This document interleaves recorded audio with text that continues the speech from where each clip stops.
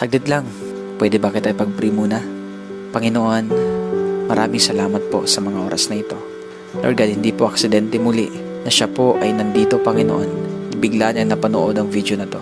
Lord, I pray in the name of Jesus na anuman ang gumugulo sa taong ito, Panginoon, anumang ginagawa ng kaaway sa kanyang buhay, sa pamamagitan, Lord, ng mga problema, sa pamamagitan ng mga pagsubok, mga sitwasyon na matitindi sa kanyang buhay. Dalangin ko ngayon, Panginoon, bigyan mo siya, Panginoon, o God, na lakas na nanggagaling sa iyo.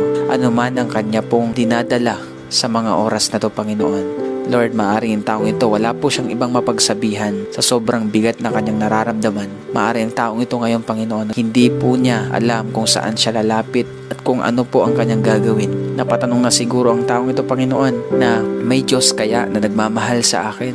May Diyos kaya na nakakaalam ng sitwasyon ko? Pero Lord, hayaan niyo po, Panginoon, patunayan mo po sa taong ito na ikaw ay nariyan palagi. Anuman paggugulo ng kaaway sa kanya, in the name of Jesus, I rebuke it. Lord, I release peace. I release joy. I release strength. I release life. I release restoration in the mighty name of Jesus. Salamat po, Panginoon.